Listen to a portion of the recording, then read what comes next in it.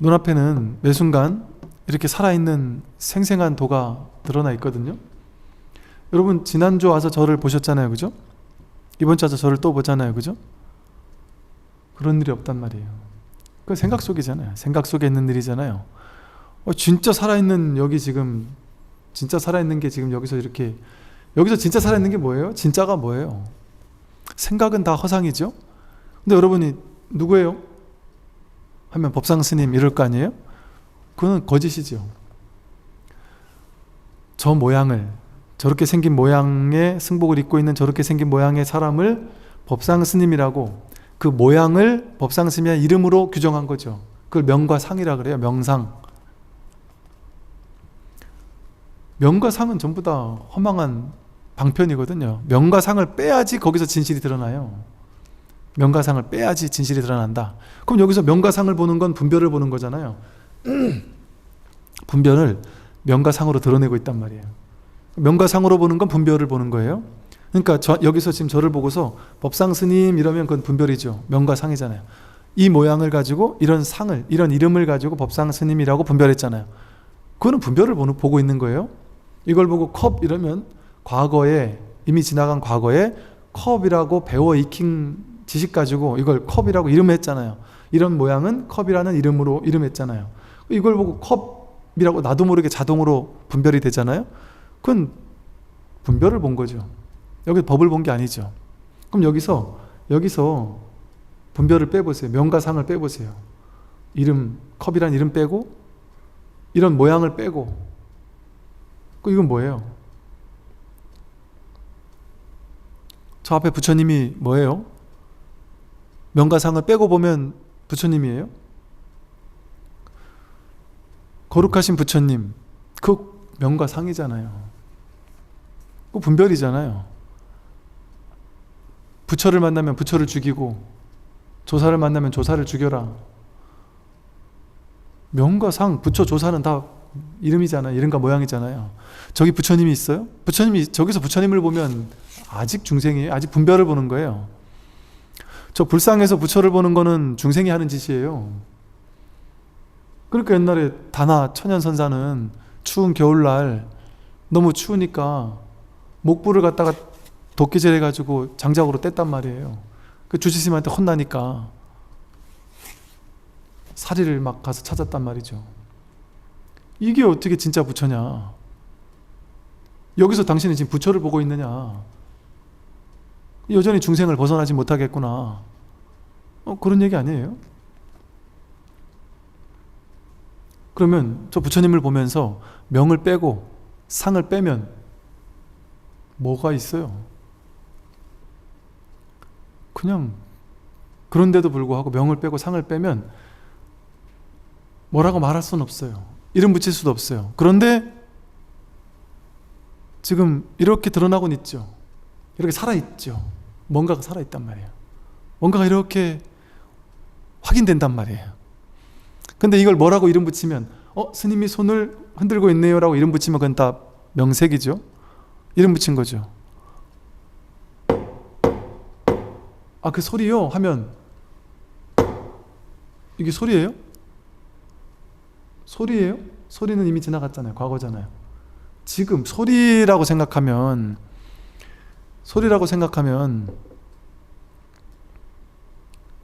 과거에 끌려간 거죠. 분별에 끌려간 거죠. 과거나 미래는 다 분별이잖아요. 지금 여기 눈앞 목전에 생생한 게 있잖아요. 생생한 게 살아있는데 우리는 생생하게 살아있는 것을 직접 보지 않고 과거에 배워 익힌 거 업식으로 배워서 경험을 통해 배워 얻어들었고 주워 익힌 분별식, 그걸 가지고 내 눈앞에 있는 걸 걸러서 해석한단 말이에요.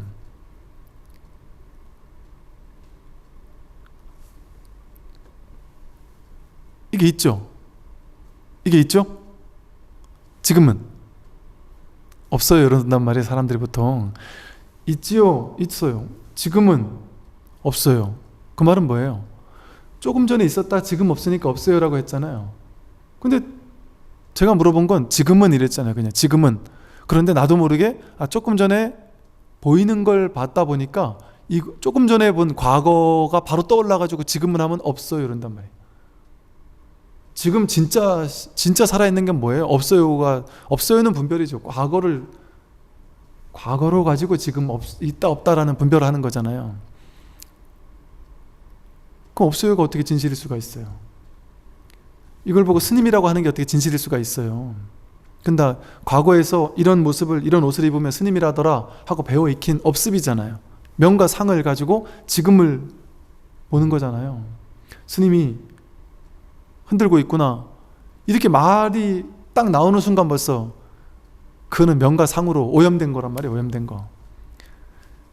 이 소리가 찰나 뭐예요? 이거거든요, 이거. 그런데 소리요? 그 소리요? 좀 전에 그 소리요? 좀 전에 그 소리요? 바로 떨어졌죠. 분별에 떨어진 거죠, 그죠? 그냥 이거라니까. 뭐 좀 전에 소리요? 이거 말고 조금 전에 소리요? 그거 아니란 말이에요. 그건 그냥 이거란 말이에요. 지금 진짜 살아있는 거, 진짜 생생한 거. 그러니까 생생하다, 살아있다라는 것도 그렇고, 그냥 지금 여기 뭐가 있냔 말이에요. 그냥 이거를 말로 그 소리 그거 이렇게 얘기하면 벌써 좀 전에 걸 얘기하는 거잖아요. 지금 뭐가 있어? 지금 뭔 소리가 있어요?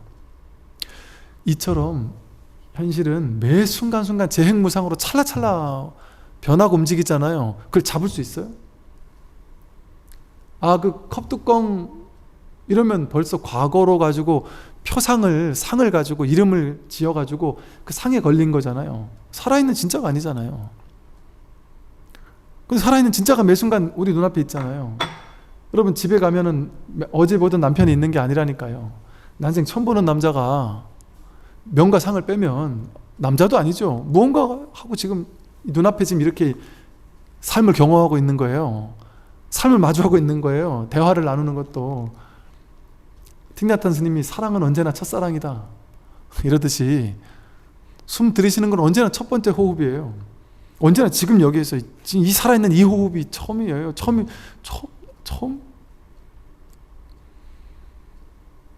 나 어제부터 그제까지 맨날 숨 쉬어왔는데요. 그거는 생각이죠.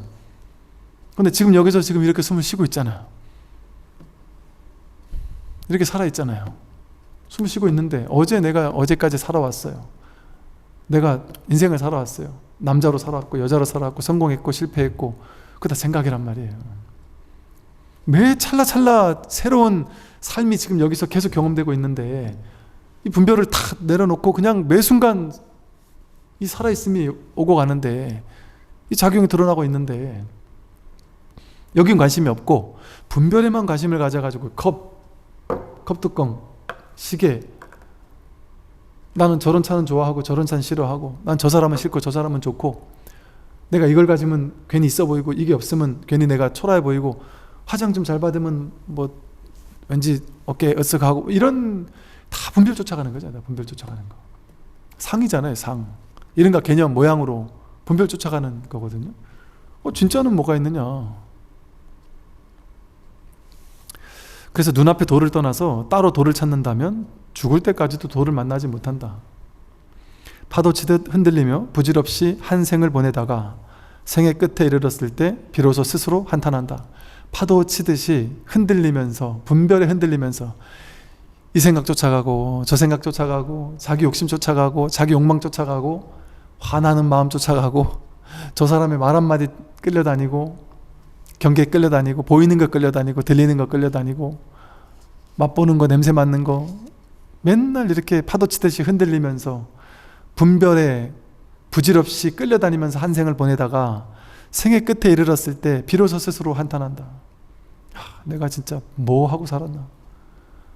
분별만 하다 살는구나. 진짜 살질 않았구나. 여러분 살아있는 사람 4명이 시체 하나를 끌고 가는데 어떤 스님이 살아있는 거 하나를 죽은 거 4시 끌고 가는구나 이랬단 말이에요. 죽은 게 오히려 살아있다고 했단 말이에요. 여러분 살아있어요? 죽어있어요. 자기 인생을 죽이고 있어요. 매 순간 분별이라는 가짜를 가지고 이게 주인 삼아서 살고 있잖아요. 이걸 지금 가짜로 해석하면서 나는 돈이 있어야 돼. 돈이 없으면 괴로울 거야. 내 자식은 어느 정도 이 정도 위치는 가야 돼. 내 남편은 이 정도까지는 가야 돼. 자기 생각으로 만든 가짜잖아요. 그 생각을 집착함과 동시에 그거 못하면 괴로워지거든요. 아니 원시인들은 뭐 어떻게 살았는데요. 지금 인도 아프리카 사람들은 지금 최저임금만 돼도 만족스럽게 살 수도 있거든요. 어떤 사람은 그렇게 사는 사람 있죠. 분명히 자기 생각을 믿으면 자기 생각이 자기를 괴롭히는 거거든요. 자기가 만들어 놓은 괴로움에 자기 스스로 빠져가지고 그 분별을 쫓아다니면서 부질없이 파도치듯 흔들리며 부질없이 한 생을 보내다가 생의 끝에 이르렀을 때 비로소 한탄해봐야 소용이 없습니다. 매 순간을 자기 삶을 죽이고 있으니까, 이 살아있는 걸 보지 않고 죽어있는 걸 보고 있으니까, 머릿속에 있는 시비 분별을 가지고, 머릿속에 있는 무명업식을 가지고 현재를 자꾸 해석하고 있는 거는 지금 살아있는 거를 안 보고 과거의 것을 가지고 옛날 것을 가지고 지금을 해석해서 보잖아요. 그러니까 저거 아는 거야 하면 그 진지하게 안 보죠. 이미 나 아는 거니까. 이미 본 거야 이러면 다시 안 본단 말이에요. 과거로 박제되어 있는 거예요, 현실이. 지금 여기에 살아있는 생생한 걸 못 보고 과거로 박제시켜서 그 박제시킨 그게 이거라고 생각하고 이걸 보고 산단 말이에요. 그거를 견분이 상분을 본다라고 표현을 했단 말이에요. 유식불교에서는. 견분도 내 마음이고 상분도 내 마음이에요. 내 분별의식이에요. 그 진짜 남편을, 살아있는 남편을 보는 게 아니라 내 마음속에 박제되어 있는 남편을 맨날 만나고 산단 말이에요. 박제되어 있는 이 세상을 만나고 산단 말이에요. 내가 만들어 놓은 박제화된 그런 깨달음이라는 허상을 쥐고 살고, 참된 도를 보고자 하는가? 행함이 바르면 그것이 곧 도이다. 뭐가 행함이 바른 거예요? 분별하지 않는 행을 하는 게 바른 거예요. 무슨 행을 해도 괜찮아요. 근데 그 행을 하면서 내가 분별을 쫓아가서 분별을 주인해 놓고 그 행을 하느냐? 아니면 이 법의 자리에서 행하느냐? 법의 자리에서 행한다면 그게 행함이 바른 거예요. 겉으로 봐서는 알 수 없죠.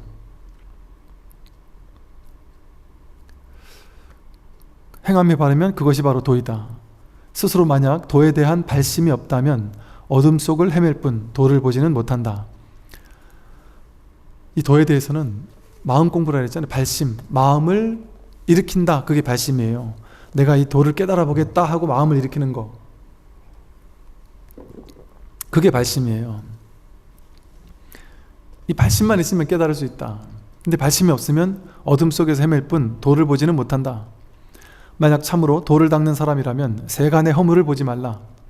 이 도를 닦는 사람이라면 이 세상의 허물, 그거 보는 거는 진짜 어리석은 중생들이 하는 거예요. 내가 공부가 좀 됐나 안 됐나를 보려면 내가 자꾸 아직도 남 탓하고 있나, 남들 허물을 욕하고 있나, 맨날 정치인들 욕하고 있나, 아니, 내 아파트, 내가 선택해서 내가 산 아파트 값이 떨어진다고 왜 정치인들을 욕해요? 이렇게 얘기하면 또 저를 욕하겠죠? 아니, 웃기지 않아요 이거? 남의 잘못을 본다는 것은 도리어 자기에게 잘못이 있다는 증거일 뿐이다. 이 마음 공부는요, 자기 마음을 돌보는 공부예요. 자기 마음을 해탈하는 공부예요. 세상에는 허물이 없어요. 다 자기 마음에 허물이 있어요. 어떤 사람은 아파트값 막 몇 배로 뜨게 하는 걸 좋아하잖아요. 그런 정책을 좋아하잖아요. 어떤 사람은 아파트 값을 억제하는 걸, 아파트 없는 사람은 그런 정책을 싫어하겠죠. 아파트 없게 만들고 아파트 확 뛰지 않게 만드는 걸 좋아하겠죠. 당연하지 않아요? 어떤 사람은 좋아하고 어떤 사람은 싫어하는 거예요. 그건 그냥 인연 따라. 그러니까 이게 어느 게 옳다 그르다를 얘기하는 게 아니라 바깥의 허물을 쫓아가면 어리석은 거예요. 그거는 바깥에는, 이것도 이게 이해로는 이해 못해요. 바깥에는 허물이 없다, 이 말 이해할 수 있습니까? 모든 허물은 자기에게 있다, 이거 이해가 돼요? 이해 안 돼요 이거. 왜? 분별의 눈으로 보면 이해 안 되죠. 바깥에다 허물이 있는 것처럼 보인단 말이에요. 그런데 깨달음의 눈으로 보면 안팎이 따로 없어요. 바깥이 사실은 바깥이 아니라 내 마음 아니었단 말이에요. 어젯밤 꿈의 비유를 제가 자꾸 들듯이 꿈을 깨기 전에는 꿈속에서는 저놈 나쁜 놈, 저놈 나쁜 놈, 이 사람은 좋은 사람 이러면서 그 사람과 싸우며 살았단 말이에요. 꿈에서는. 그 저놈들이 저놈 때문에 내 인생 망했어 이랬단 말이에요. 꿈속에서는. 근데 꿈을 깨고 보니까 저놈이 나였단 말이에요. 저놈의 허물이 내 허물이었고 저놈이 나니까 따로 저놈의 허물이 없었단 말이에요. 꿈을 깨고 나니까. 그러니까 이거는 꿈 깨고 나면 너무 자명한 사실인데 꿈 깨기 전에는 죽었다 깨어나도 이해 못하는 일이죠. 그러니까 이렇게 도를 깨달은 도인들이 하는 말은 이런 말들을 한단 말이에요. 세속의 얘기를 하지 않아요. 도의 얘기를 하지. 그러니까 이런 말이 우리는 이해할 수 없어요. 이런 스님들이 원망스러워요. 왜? 우리는 남들 욕하고 싶거든요. 왜? 그래야 나를 정당화하고 싶거든요. 저놈 탓이 돼야지 내가 그나마 좀 괜찮을 수 있으니까. 저놈 욕이라도 해야지 내가 좀 덜 죄의식이 느껴지니까. 근데 참으로 도를 닦는 사람이라면 세간의 허물을 보지 마라. 남의 잘못을 본다는 것은 도리어 자기에게 잘못이 있다는 증거일 뿐이다. 남은 잘못하고 나는 잘못한 것이 없다고 하면 남이 잘못되었다고 하는 그것이 바로 나의 허물이다. 중요한 얘기예요. 저놈 잘못됐어. 저 사람 잘못됐어. 라고 하는 그게 바로 내 잘못이란 말이에요. 제가 그 비유를 들었었죠. 10년 전에 나를 욕한 사람이 있어요. 그 사람은 욕하고 나서 욕했다는 것도 잊어버렸어요. 그래서 그 사람은 10년 전에 욕 한 번 하고 가버려 어디서 뭐 하고 사는지도 몰라요. 근데 내가 그 욕설을 들은 게 막 트라우마로 남아가지고 내가 막 계속 생각이 나고 10년 동안 계속 재생 반복하면서 내 마음속에서 막 괴로워하면서 자존감이 뚝 떨어지면서 세상에 나가는 게 그 말 한마디 때문에 세상에 나가는 게 두렵기도 하고 내 인생이 완전 망쳤어요. 그러면 그게 그 사람이 잘못한 게 더 커요? 내 잘못이 더 커요? 내가 분별을 가지고 그것을 자꾸 재생하면서 재반복하면서 이걸 문제 삼은 게 나잖아요. 그런데 보세요. 그런 말을 듣고도 전혀 문제 삼지 않는 사람이 있어요? 없어요? 그거보다 더한 말을 듣고도 그냥 쿨하게 넘기는 사람도 있다니까요. 거기 상처 안 받는 사람도 있다니까요. 그럼 그게 자기가 거기에 그걸 문제 삼은 거잖아요. 자기가 그거에 상처받은 거잖아요. 상처받고 말 거를 왜 그 사람이 결정해요? 내 인생인데. 내 인생이라면서요. 내가 주도적으로 내 인생을 살아야 되는 거잖아요. 근데 왜 상대방을 욕해요? 상대방은 욕할 수 있죠, 당연히. 자기 입인데. 여러분, 내 입도 내 맘대로 못 하잖아요.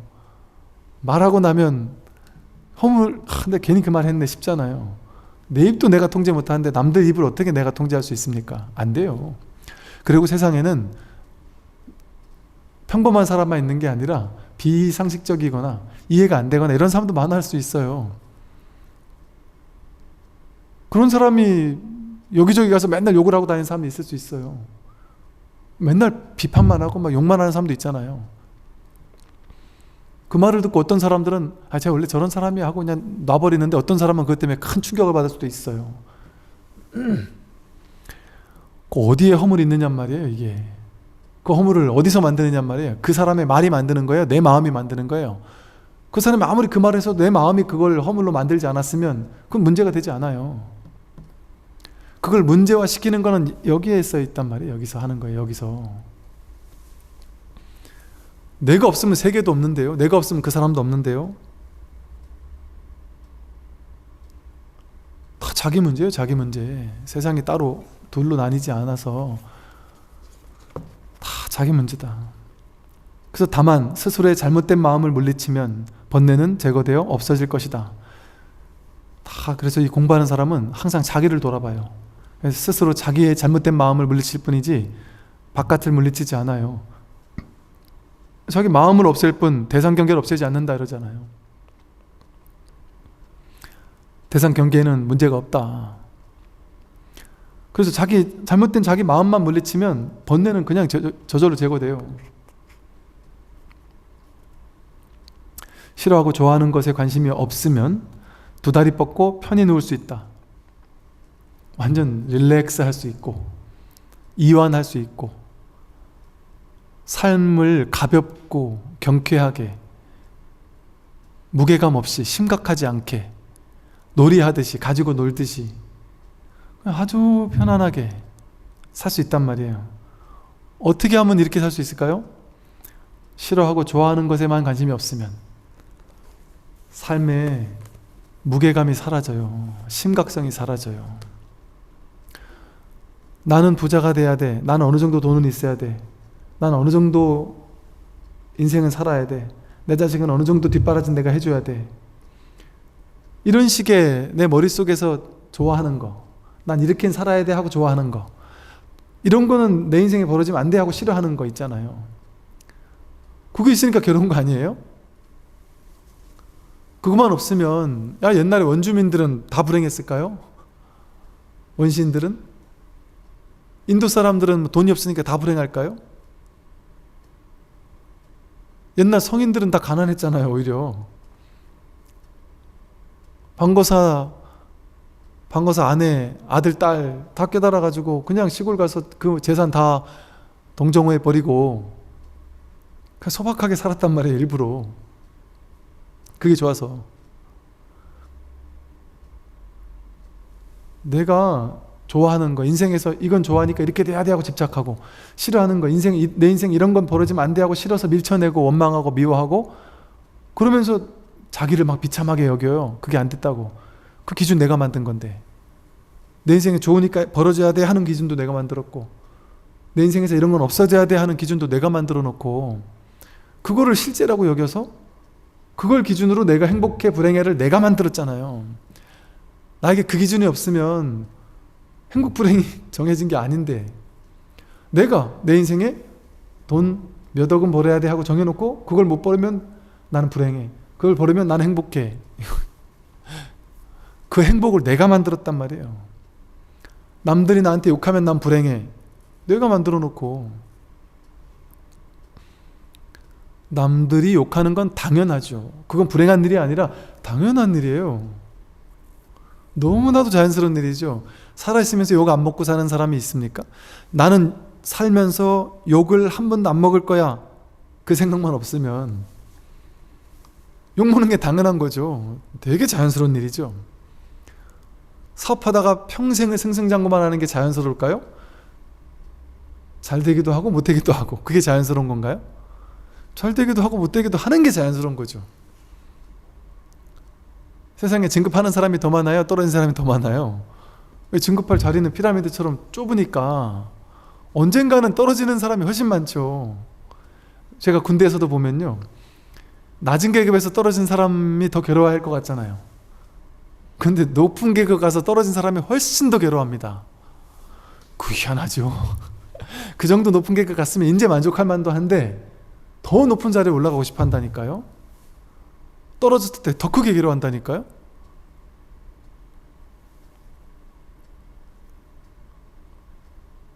그러니까 제가 계급으로 보면 군에서 군종장교로 있을 때 계급으로 보면 되게 낮은 계급인 거예요, 어찌 보면. 그런데 장군분들 막 투스타, 쓰리스타, 포스타 떨어지신 분들을 제가 위로하고 있는데, 내가 위로해드리고서 이렇게 나오다 보니까 뭔지 시고 지금 소령 나부랭이가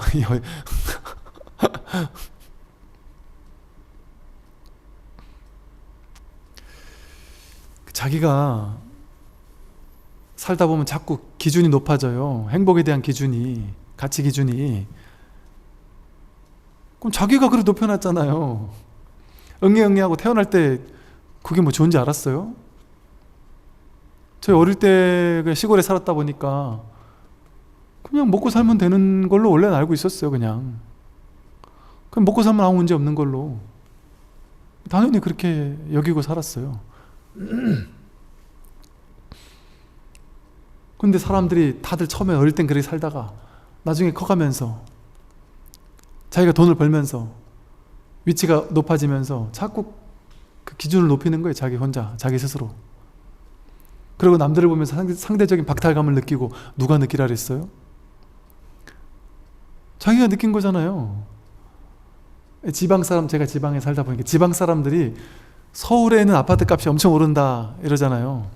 지방도 그런다던데. 그러다 보니까 거기에 대한 상대적인 박탈감으로 괴로워하는 사람들이 엄청 많더라고요. 그 상대적 박탈감, 누가 만들었냔 말이에요. 아니, 서울에 있는 아파트가 가만히 있는데 그 아파트가 나보고 박탈감을 막 안겨주던가요? 그걸 쳐다보고 내가 느꼈잖아요. 내가 그 사람과 경쟁 상대라고 생각을 누가 했어요? 내가 경쟁 상대라고 생각했지. 그 사람은 경쟁 상대라고 생각해 본 적도 없는데 내가 경쟁 상대라고 생각하는데 하고 나서 걔가 나보다 잘 되니까 괴롭다고 질투한단 말이에요. 그런 게 없어요. 내가 좋아하고 싫어하는 걸 만들어 놓으니까, 취사 간택심을 만들어 놓으니까 괴로움이 생기는 거예요. 거기에 관심이 없으면, 좋아하고 싫어하는 것에 관심이 없으면 두 다리 뻗고 편히 누울 수 있다. 인생을 완전히 릴렉스, 이완, 심각하지 않게, 긴장하지 않고 그냥 이렇게 살 수 있어요. 이렇게 사는 게 아무 일이 없어요. 아무 문제가 없어요. 다른 사람을 교화하고자 한다면 자기에게 모름지기 방편이 있어야 한다. 이 부처님 가르침을 이 또 깨닫는 것과 깨달은 것을 가르치는 건 또 달라요. 깨달으면 훌륭한데 이 방편이 없어서 교화를 못하는 분들도 계시고요.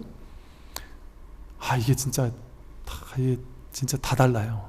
깨달으면 너무 훌륭한데 본인 깨달음은 있지만 그걸 이게 회양은 못하는 사람도 있고, 또 본인 깨달음은 아주 훌륭한데 성격이 더러운 사람 있을 수 있어요. 깨달으면 성격이 다 좋아질 거라고 느끼잖아요. 그렇지 않을 수 있다니까요. 우리가 보기에, 자기 기준으로 보기에 깨달음이라고 화를 안 내기만 하겠습니까? 화날 때 화낼 수도 있단 말이에요. 깨닫긴 했는데 자기의 업습을 이게 조복 못 받을 수도 있단 말이에요. 한동안은 자기 업습을 조복하는 그 오후 수행을 하는 동안은 물론 이제 점차 원만해지겠지만 그거를 쉽게 떼지 못하는 분들도 봤어요. 그 제가 어릴 때 되게 혼란스러웠던 게 있었어요. 깨달음은 훌륭하다고 누가 봐도 그 깨달음을 의심할 수 없는데 그 사람의 삶을 보면 아닌 그런 사람도 있을 수 있다니까요. 이분의 깨달음은 훌륭한 게 확실한데 이 사람의 삶이 영 아니라서 그 절에 가는 사람이 없는 그런 절도 있어요. 그러니까 이게 훌륭한 스승이라는 것은 법만 있다고 훌륭한 스승이 아니고 현실에서도 우리가 그렇게 여법하게 살아야 스승이라고 하잖아요. 실제로 법은 훌륭한데 세상 사람들한테 욕먹는 사람도 있습니다. 저는 그걸 보면서 느낀 게 뭐냐면 세상 사람은 법을 중요시 여기지 않는구나. 보이는 걸 중요시 여기는구나. 이걸 느꼈어요. 법에 관심이 없어요. 사실은. 법이 있어도 현실 사는 게 여법하지 못하면 그 사람은 인정 못 받아요. 세상에서 인정 못 받아요. 근데 법의 세계에서는 인정받아요. 공부인들에게는 인정받는단 말이에요. 그러나 현실에서는 신도님들이 아무리 깨달음이 높아도 그 사람 인정 안 해요. 그 절에 안 가요. 그런데 사람들은 법이 없어도 그 사람의 현실이 여법하거나 있어 보이거나 심지어 사이비 외도들도 겉으로 막 괜찮은 척, 명과 상이거든요. 생김새, 그 사람 하는 말, 그거 보고 알 수 없어요. 그건 속일 수 있단 말이에요. 그거 보고는 사람들 속을 수 있어요. 그러니까 그런 걸 보고서 우리는 휘둘릴 수 있단 말이죠. 그러니까 이제 법에서 이런 말을 하는 거예요. 공부를 진짜 하려거든, 진짜 내가 공부의 뜻이 있다면 법만 보지 그 사람의 행실 이런 거를 보지 마라, 이런 얘기한다. 그게 오해를 하지 말아야 될 게, 이 스승인지 아닌지를 찾기 전까지는 다 봐야죠. 근데 내가 이 법을 내가 확실히 깨닫겠다 한다면 법만 봐라 얘기를 하는 이유가 왜 그런 얘기가 나왔겠어요? 그만큼 깨달은 도인 중에도 현실은 영 아니다 싶은 사람이 은근히 있었단 말이에요. 있어요. 제가 봐도 이렇게 보인단 말이에요. 그럴 수 있어요. 그리고 어떤 사람이 보기에는 좀 아닐 수도 있죠. 어떤 사람이 보기엔 괜찮을 수도 있고. 그래서 자기 식대로 그 사람의 삶을 판단 분별해가지고 자기 기준대로 그 사람을 옳은지 그른지를 판단하니까 제대로 볼 수 없단 말이에요. 그러니까 좀 약간은 이기적이래야 돼요. 공부하려면, 내가 진짜 공부하려면. 이 스승한테 법만 보고 가가지고 법만 딱 받아가지고 떠나는 거예요. 스승도 그걸 바라고.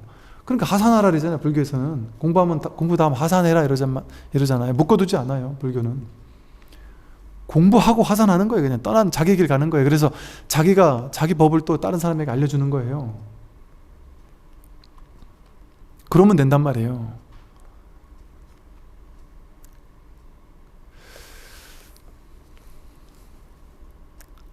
다른 사람을 교화하고자 하면 뭐든지 자기 방편이 있어야 되고, 그의 의심을 없애주게 되면 곧바로 스스로의 본성이 드러난다.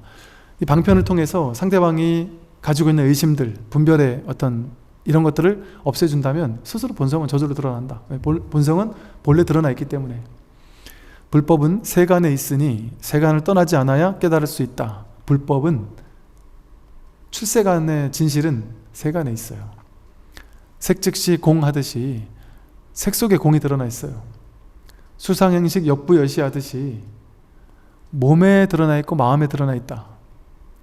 느낌 거기에 드러나 있고, 생각 거기 드러나 있고, 의식 거기 드러나 있다. 보이는 것, 들리는 것, 냄새 맡는 것, 맛보는 것, 감정 느끼는 것, 생각하는 것, 모든 것에 틈없이 거기에 드러나 있다. 세간이 바로 출세간이다. 그 제법 실상이라고 하죠. 제법이 그대로 실상이다. 총목볼이다. 눈에 보이는 모든 것이 다 깨달음이다. 그러니까 세간을 떠나지 않아야 깨달을 수 있어요. 이게 출가라는 게 어떤 상징적인 거예요. 출가해서 저 산속에 들어가야만 깨달을까요? 아니에요.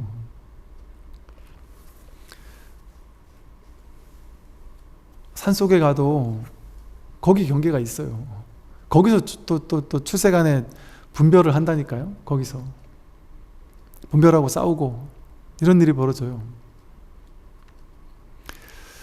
세간 있는 거기서 깨달음을 찾을 수 있고, 특히나 지금 같은 시대는 그걸 찾을 필요 없어요. 지금 같은 시대는 집에서 생활하면서도 마음껏 법문 듣고 내가 공부할 수 있는데,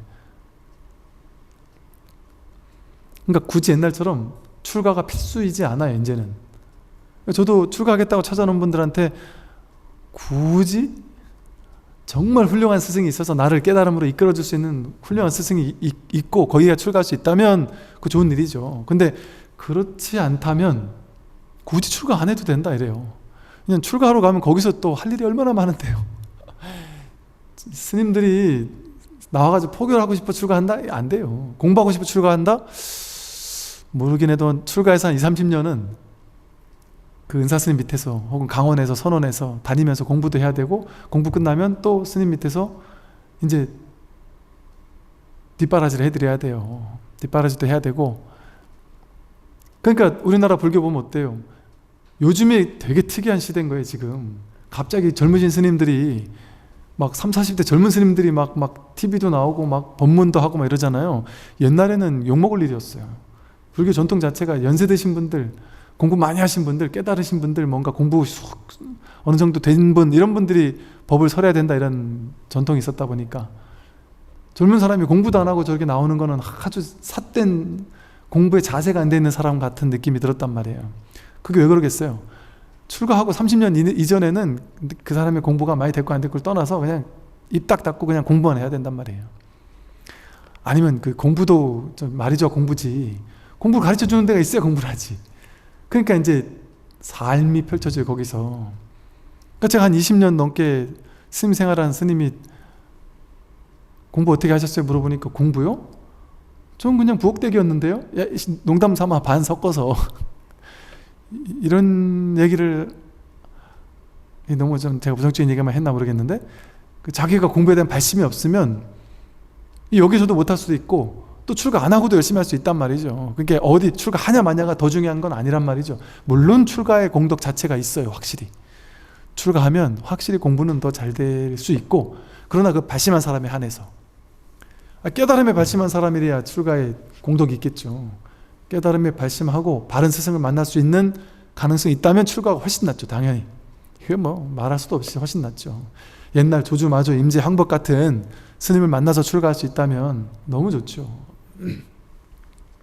근데 그러지 못한다면 그냥 공부하는 게 그것도 나쁘지 않을 수 있다. 왜냐하면 그렇게 공부 이끌어주는 스승이 이제는 TV 속에 막 엄청 많으니까, 스마트폰 속에 막 그냥 있으니까. 그리고 그 선지식들에게 선지식을 찾았으면 그분의 법문을 볼 것이지, 법을 볼 것이지 사생활을 보지 말란 말은 뭐냐면 굳이 애써서 막 친해지려고 하고 가까워지려고 하고 막 친소관계 유지하려고 하고 이거는 별로 안 좋아요.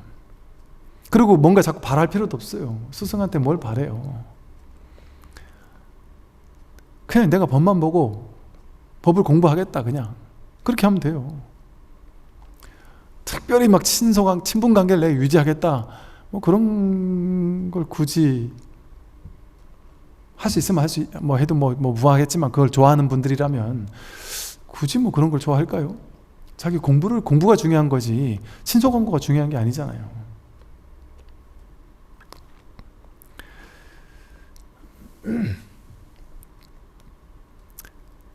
세간을 떠나서 깨달음을 찾는다면 마치 토끼의 뿔을 찾는 것과 같다. 토끼에게는 뿔이 없죠. 없는 걸 찾는 것과 같단 말이에요. 세간을 떠나서는 깨달음이 없어요. 여기 깨달음이 있는데, 목전에 눈앞에 깨달음이 드러나 있는데 어디 가서 깨달음을 또 찾겠어요. 정견을 이름하여 출세간이라 하고 사견을 이름하여 세간이라 한다. 출세간, 세간을 넘어서는, 출세간이 바로 무분별지고 세간이 바로 분별지거든요. 무분별지, 반야지에, 그거 출세간이라고 해요. 출세간이 바로 정견이고 바른 안목이고, 이 세간이 분별지가 바로 사견이다.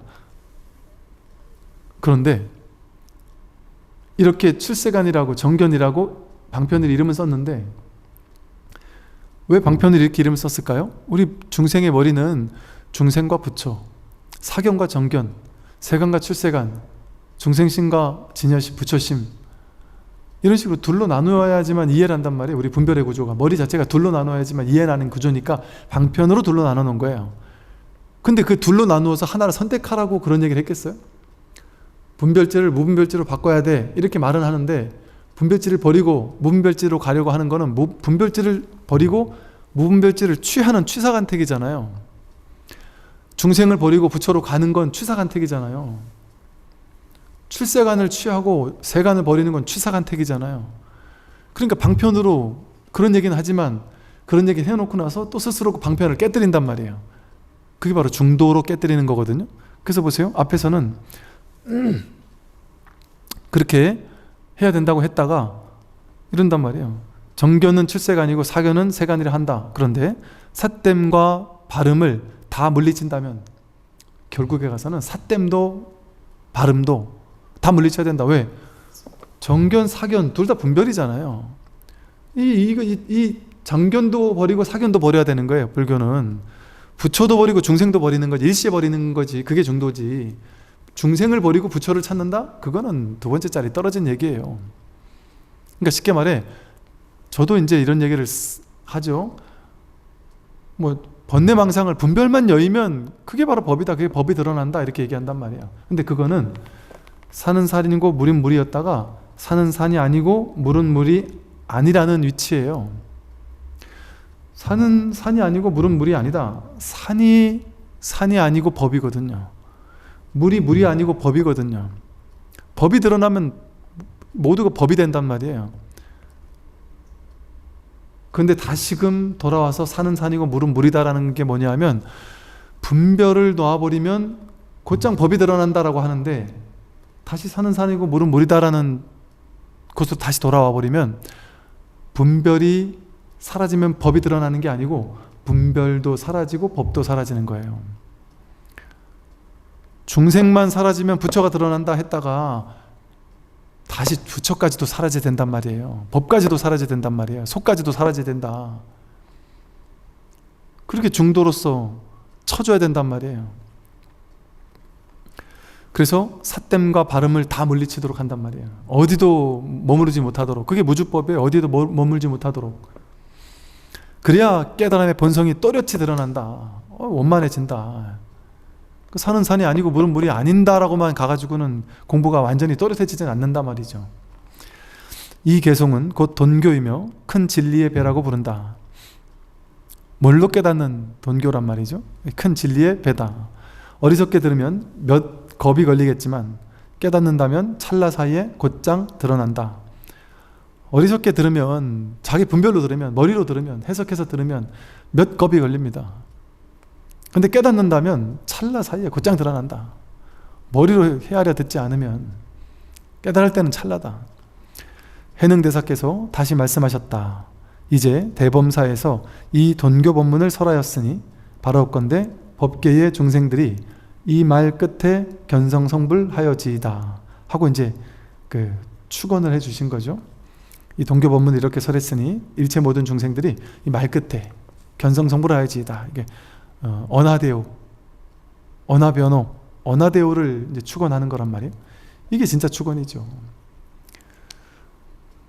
몸은 건강하고 시험은 붙고 오래 살고 성공하고, 이것도 축언이겠지만 세속적인 축언이겠죠. 이게 이제 진짜 축언이에요. 일체 중생들이 말 끝에 견성성불하여지이다. 그때 위사군과 관료들과 승속의 사람들이 대사의 법문을 듣고 깨닫지 않은 이가 없었으며 일시에 절을 올리고서 모두 찬탄하였다. 기쁘고도 기쁩니다. 영남의 부처님께서 나타나실 줄이야 어찌 기대나 했겠습니까? 이 영남에 부처님이 나타나실 줄이야 어찌 기대나 했겠습니까? 이게 부처님이에요. 이게 이 부처님이라는 말을 우리가 너무 저 하늘 위에 모셔놓고 올려놓고 막 떠받들고 뭐 굳이 그럴 필요가 있겠습니까? 그러니까 깨달음의 자리에서 보면 아라한과를 증득한 것만 부처냐, 부처님만 부처냐, 아라한까지만 부처냐, 뭐 수다원 사다함은 부처가 아니냐, 견성한 건 부처가 아니냐, 뭐 해오는 진짜 깨달음이 아니고 증오문고가 진짜 깨달음이라느니, 이 법의 자리에서는 깨닫지 못한 사람도 부처고 깨달은 사람도 부처예요. 견성만 부처가 아니고 이런 기준이 없어요. 깨닫지 못한 중생도 부처인데 하면 뭐 견성이 부처가 아니겠어요? 그러니까 무슨 말을 해도 좋고 그 말을 쓸어버려도 좋단 말이에요. 정해진 게 없어요. 그러니까 이게 방편을 쓰는 걸 보면 이제 여러분들이 그 방편에 속으면 안 돼요. 말에 속으면 안 돼요. 이제 선을 가르친다는 많은 스승들도 보면 이제 그 가풍이 달라요. 미세하게 가풍이 다 달라요. 어느 가풍에서는 뭔가 쑥 내려가는 체험을 해야지만 그게 진짜다. 그래서 심지어 어떤 가풍에서는 딱 정해놨어요. 요 체험만 깨달음이다. 또 어떤 데서는 꼭 그건 아니지만 어쨌든 한번 쑥 내려가는 체험이 크게든 작게든 있어야지만 깨달음이다 이렇게 얘기하기도 하고, 또 어떤 가풍에서는 그렇게까지 쑥 내려갈 필요 없다라는 걸 아주 강조하는 가풍도 있고, 해오적인 깨달음의 을 이렇게 인가까지 해주면서 그게 바로 견성이야. 그거 견성한 겁니다. 아니 이거 가지고 이건 견성 아니에요. 그게 견성 맞다니까요 하면서 자꾸 견성했다고 막 그냥 그게 견성이라고 막 난 아니라고 하고 이렇게까지 얘기하는 곳도 있을 수 있다. 그럼 이제 헷갈리는 거예요. 그게 뭐 이게 어느 게 옳고 틀리냐 이걸 얘기할 수는 없을 것 같고, 어쨌든 그렇게 딱 정해놓으면 이거 견성이다 아니다라고 이렇게 정해놓으면 사람들이 거기 속아요. 왜? 그게 명과상이잖아요. 명과색, 특정한 상황을 특정한 이름으로 견성한 사람으로 그렇게 상으로 딱 만들어 놓는 거잖아요. 그래서 그렇게 돼도 이거 오염이 돼요. 오해의 소지가 있고. 그런데 제가 오랜 세월 보니까 쏙 아주 막 그냥 눈앞에 확 사라지는 막 어마어마한 체험을 한 사람이든, 그냥 밤톨만한 체험을 한 사람이든, 그냥 하고 그냥 그냥 문득 돌이켜 확인한 사람이든, 체험이 떠나가고 나면 전부 다 다시 놓쳤다 했었고, 그게 진짜 깨달음이 맞을까 하고 막 왔다 갔다 하고, 오랜 세월 오히려 깨닫기 전보다 더 못할 수도 있을 만한 헤매는 시간을 겪더란 말이죠. 그걸 오후 수행이라고 한단 말이에요. 점수라고 한다. 육조 스님도 도적대 속에서 아닌가? 사냥꾼들 속에서 한 십몇 년을 계시면서 보임을 했던 것처럼 오래오래 시간이 필요해요. 단박에 안목이 확 갖춰지지 않아요.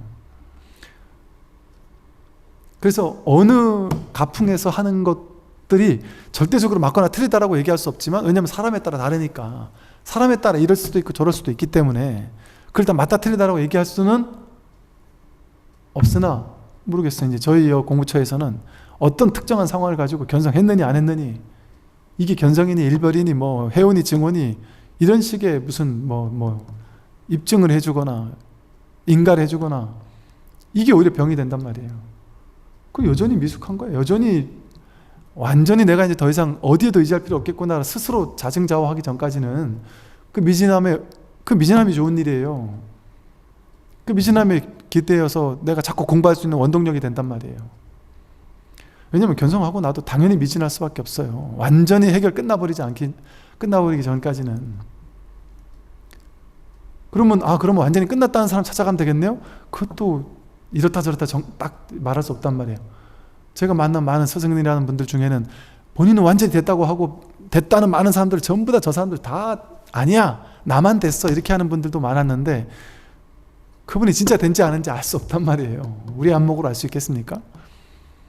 그게 오히려 더 좀 삿된 길인 경우도 있을 수 있단 말이에요. 다 나만 부처라고 하고 나머지는 모든 스승들을 싸그리 아니라고 하는 분들이 의외로 또 계시다니까요. 그러니까 그래서 제일 중요한 건 끝까지 내가 끝끝내 이 공부 포기하지 않고 내가 끝까지 가겠다, 이런 마음으로 내가 한결같이 정진하는 것, 그게 가장 중요한 공부인의 자세입니다. 네, 오늘 여기까지 말씀드리겠습니다. 말씀하십시오.